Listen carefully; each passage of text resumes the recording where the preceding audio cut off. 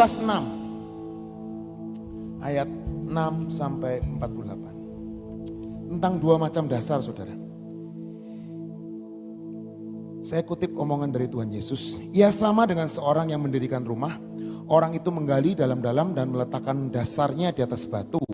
Ketika datang air bah dan banjir melanda rumah itu tidak dapat digoyahkan karena rumah itu kokoh dibangun. Akan tetapi barang siapa mendengar perkataanku tetapi tidak melakukannya, ia sama dengan seorang yang mendirikan rumah di atas tanah tanpa dasar. Ketika banjir melandanya, rumah itu segera rubuh dan hebatlah kerusakannya. Setiap talenta, setiap kepintaran yang kita punya akan membuat kita naik ke atas. Dan membuat rumah kita mungkin akan indah. Mungkin pekerjaan kita jadi indah, segala sesuatunya jadi baik. Tapi ternyata untuk mempertahankan semuanya itu, kita butuh yang namanya karakter, saudara. Betul, saudara? Orang punya talenta, punya kepintaran. Tapi ketika karakternya jelek, ketika ada badai datang, semuanya itu akan hancur. Hari-hari ini 2 tahun kita sudah melewati pandemi, betul saudara? 2 tahun loh saudara. Dan banyak cerita dan banyak hal yang kita dengar di kanan dan di kiri. Saya mendengar teman-teman yang harus tutup usahanya karena pandemi. Saya dengar teman-teman yang usahanya menurun, bahkan stuck ketika selama pandemi, tapi masih bisa bertahan. Dan banyak juga teman-teman yang istilahnya mereka harus berpisah karena masalah ekonomi, karena masalah keluarga. Dan yang lucu dan yang luar biasa, saya juga mendengar saudara, ada orang, teman saya di Semarang, dia cerita, 2 tahun ini omset saya adalah omset yang tertinggi selama saya kerja sebagai kontraktor. Dan saya bingung, lah kok bisa? Dan dia ngomong, lah itu aneh loh. Orang lain semua kolaps. Dan teman saya ini kemarin baru laporan pajak, hampir pajaknya aja bayar hampir 500 juta buat PPN-nya. Dan saya ngomong, wow. Dan pembukuan saya selama 2 tahun ini, masa pandemi, itu omset semua datang. Dan saya gak ngerti, wow. Itu dunia saudara. Dan sehari-hari kita melihat hal itu. Dan tadi seperti yang saya tadi kita baca di firman Tuhan. 2 macam dasar. Ada orang yang membangun di atas batu. Dan ada juga yang di atas pasir. Setiap talenta, setiap kepintaran mungkin kita punya. Karena Tuhan sudah menitipkan talenta dan kepintaran itu dalam hidup kita. Tapi sekali lagi, kita butuh yang namanya karakter Kristus dalam hidup kita. Kita butuh karakter Kristus dalam hidup kita. Itu akan membuat kita bertahan ketika kita ada di dalam puncak destiny kita. Seringkali kita hanya mengejar yang namanya talenta, kepintaran, tapi kita tidak mengejar apa yang ada di dalam hati kita. Ke gereja, pelayanan, oke, jalan terus. Tapi ini yang nipu orang ya jalan terus. Nyakitin istri ya jalan terus. Nyakitin suami jalan terus. Nyakitin anak jalan terus. Berbohong jalan terus. Hari ini kita diperhadapkan. Tahun 2022. Seakan-akan dunia berkata resesi. Tapi kita sebagai anak-anak Tuhan kita berkata resepsi, betul? Seperti bangsa Israel ketika dia sampai di pinggir sungai Yordan. Sekali lagi Tuhan berkata, aku berhadapkan kehidupan dan kematian. Dan Tuhan sendiri berkata, pilihlah kehidupan pilihlah kehidupan. Firman Tuhan di dalam Yohanes 15 ayat 4 dan 5. Tinggallah di dalam aku dan aku di dalam kamu. Sama seperti ranting tidak dapat berbuah dari dirinya sendiri kalau ia tidak tinggal pada pokok anggur. Demikian juga kamu tidak dapat berbuah jika kamu tidak tinggal di dalam aku. Akulah pokok anggur dan kamulah ranting-rantingnya. Barang siapa tinggal di dalam aku dan aku di dalam dia, ia berbuah banyak. Sebab di luar Tuhan, di luar Yesus, kamu tidak dapat berbuat apa-apa. Sekali lagi firman Tuhan berkata, jangan berdiri di dua perahu, saudara. Ketika kita berdiri di dua perahu, kita suam, ternyata kita tidak pernah mendapatkan apa-apa. Kita suam, tidak pernah mendapat apa-apa. Kalau bahasa saya pribadi, jadi baik ya baiklah. Kalau jadi jahat, jadilah orang yang terjahat di zamanmu. Kalau orang jadi baik, jadi baik. Dingin ya dingin. Jangan dingin dicampur panas. Wahyu berkata, firman Tuhan berkata, akan dimuntahkan. Gelap tidak bisa bersatu dengan terang. Karena kegelapan, ketika terang itu datang, kegelapan itu menyingkir. Itu sudah otomatis. Di awal tahun kita dibagikan pelita. Artinya apa? Seharusnya kegelapan sudah menyingkir dari hidup kita. Dan firman Tuhan berkata di Wahyu, aku tahu segala pekerjaanmu, engkau tidak dingin dan tidak panas. Alangkah baiknya jika engkau dingin atau panas. Jadi karena engkau suam-suam kuku dan tidak dingin atau panas, aku akan memuntahkan engkau dari mulutku. Hari-hari ini, tadi kita sudah dengar dari Sofi tentang polanya. Sudah dengar tentang tanah Kanaan yang Tuhan janjikan. Saya percaya setiap kita punya tanah Kanaan. Setiap kita punya tanah perjanjian. Tapi sekali lagi, untuk dapat kita masuk ke tanah perjanjian, penebusan Tuhan atas bangsa Israel, it's free. Penebusan dari perbudakan adalah free. Tapi ketika mereka mau masuk ke tanah perjanjian, firman Tuhan berkata, syarat dan ketentuan berlaku. Betul saudara? Dan hanya orang-orang yang tidak menganggap dirinya seekor belalang, dan hanya orang-orang yang menganggap dirinya adalah seperti Yosua dan Kaleb, mereka adalah orang yang berhak mendapatkan tanah perjanjian. Keselamatan, penebusan kita dapatkan dengan cuma-cuma dari Yesus Kristus Tuhan kita. Tapi ketika kita ingin mendapatkan tanah Kanaan, tanah perjanjian itu, di bumi seperti di surga, ternyata syarat dan ketentuan berlaku. Saya punya bisnis dan sering mengadakan promo setiap bulan. Hari-hari ini perlu promo, saudara.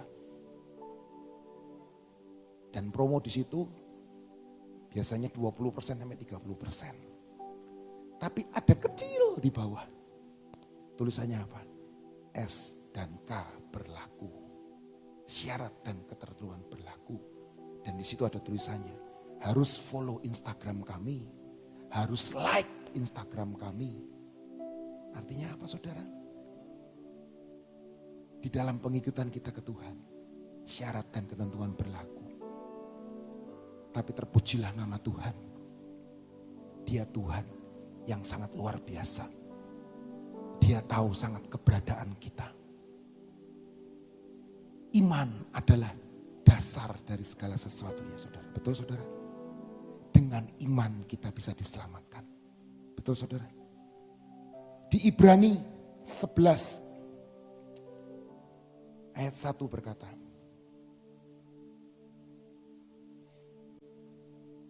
iman adalah dasar dari segala sesuatu yang kita harapkan dan bukti dari segala sesuatu yang tidak kita lihat.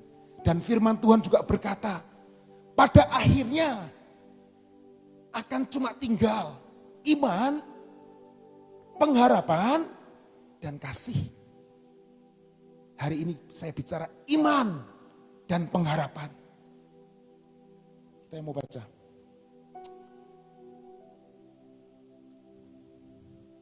Di Ibrani 6 ayat 19. Pengharapan itu adalah sauh yang kuat dan aman bagi jiwa kita yang telah dilabuhkan sampai ke belakang tabir.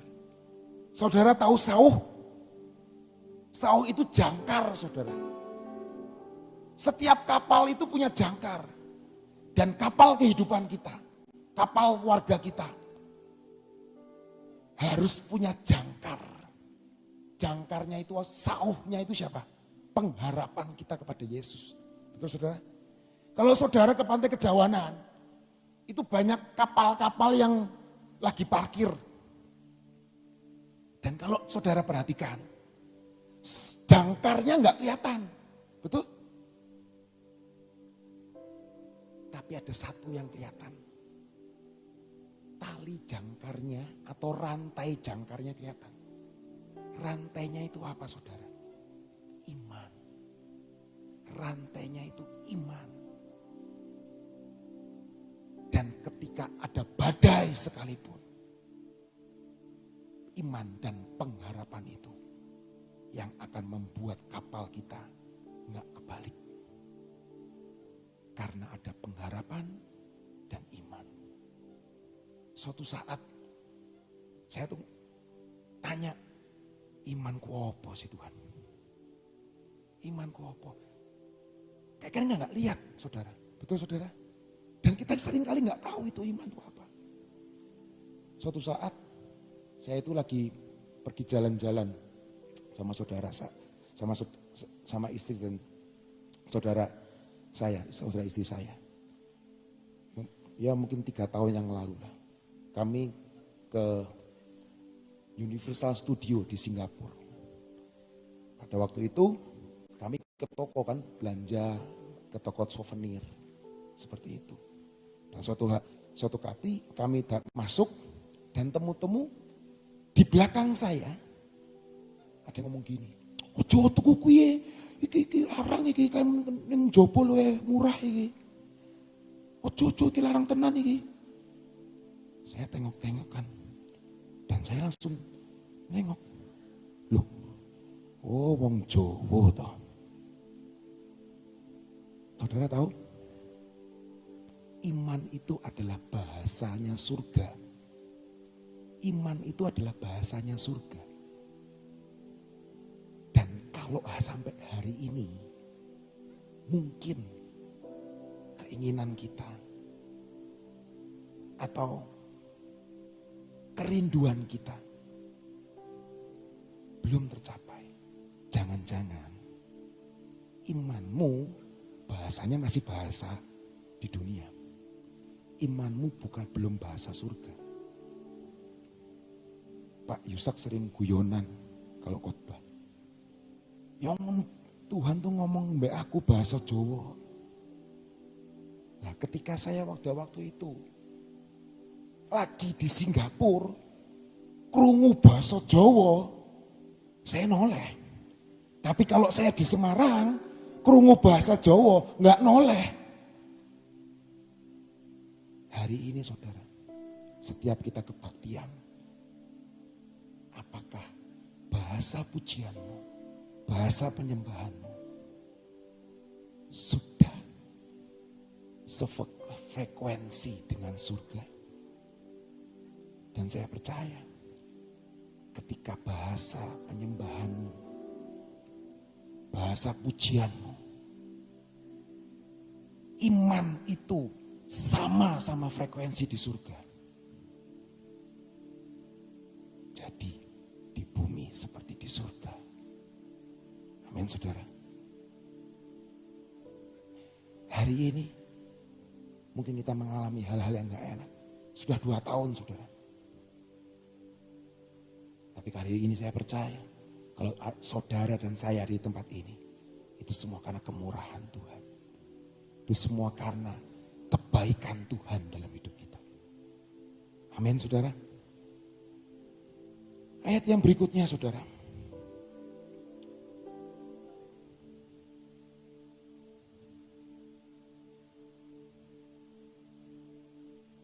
Kolose 2 ayat 6 sampai 7. Kamu telah menerima Kristus Yesus Tuhan kita. Karena itu hendaklah hidupmu tetap di dalam Dia. Hendaklah kamu berakar di dalam Dia dan dibangun di atas Dia. Hendaklah kamu bertambah teguh dalam iman yang telah diajarkan kepadamu. Dan hendaklah hatimu melimpah dengan syukur. Saudara ingat ketika Tuhan Yesus berjalan, dia ketemu perempuan yang 12 tahun pendarahan. Perempuan itu enggak cuma mendengar, dia enggak kenal Yesus. Dia cuma mendengar ada bakal rombongan Yesus datang. Tapi dia pernah dengar, oh iya Yesus pernah menyembuhkan. Dan perempuan 12 tahun pendarahan itu, dia cuma ngomong apa dalam hatinya? Asal ku pegang ujung jumbainya, aku akan sembuh.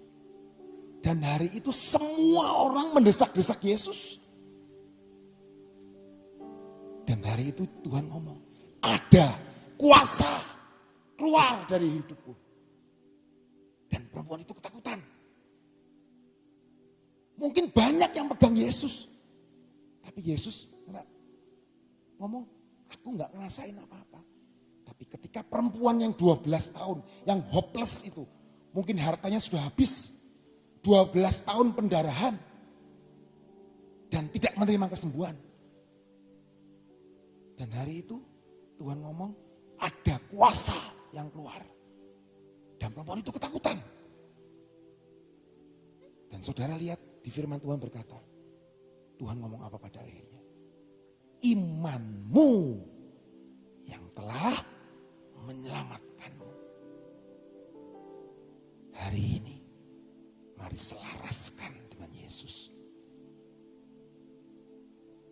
Cerita berikutnya gak jauh dari 12 perempuan ini. Ada seorang pengemis. Di pinggir jalan lagi ngemis. Lagi meminta belas kasihan. Dia tahu Yesus, rombongan Yesus sedang lewat. Dan dia ngomong apa? Yesus anak Daud. Yesus anak Daud. Sembuhkanlah aku. Saudara tahu? Hari itu. Orang yang buta sejak lahirnya. Dia melihat. Itu loh Yesus saudara. Apapun jeleknya kita. Apapun sakitnya kita. Kalau bahasa imannya ini cocok. Hari ini juga engkau ada bersama-sama aku di Firdaus. Amin saudara. Ayat yang terakhir saudara, yang terakhir. Yeremia 17 ayat 7 dan 8. Kita mau baca bareng-bareng saudara. Yeremia 17 ayat 7 dan 8. Diberkatilah orang yang mengandalkan Tuhan, yang menaruh harapannya pada Tuhan. Dengarkan, ia akan seperti pohon yang ditanam di tepi air, yang menambatkan akar-akarnya ke tepi batang air, dan yang tidak mengalami datangnya panas terik, yang daunnya tetap hijau, yang tidak khawatir dalam tahun kering, dan yang tidak berhenti menghasilkan buah. Saya percaya janji firman Tuhan ini menjadi pedoman dalam hidup kita. Kita akan seperti pohon yang di tepi air yang merambatkan akar-akarnya. Karena akar-akar kita adalah akar-akar iman, dasar iman di tepi batang air yang tidak mengalami datangnya panas terik, yang daunnya tetap hijau, yang tidak khawatir dalam tahun kering, dan yang tidak berhenti menghasilkan buah. Amin saudara. Mari kita bangkit berdiri. Dia Tuhan yang sangat luar biasa. 12 tahun pendarahan, dia sanggup menyembuhkan. Orang yang minta-minta di pinggir jalan sekalipun, dianya berkata, Yesus anak Daud, Yesus anak Daud. Dia pun dengar. Bahasa imannya cocok sama surga. Mujizat itu ada di surga, saudara. Yang supranatural itu di surga. Yang natural itu di dunia. Tapi ketika frekuensinya sama, ada jembatan yang membatasinya dan membuat itu nyambung. Itulah yang dinamakan supranatural terjadi. Yang tidak mungkin buat manusia, mungkin buat surga. Amin saudara. Yang tidak mungkin buat orang, tapi buat Yesus itu mungkin. Mari tutup matamu. Pribadi demi pribadi dengan Tuhan. Biar bahasa imanku sama Tuhan. Biar bahasa imanku sama.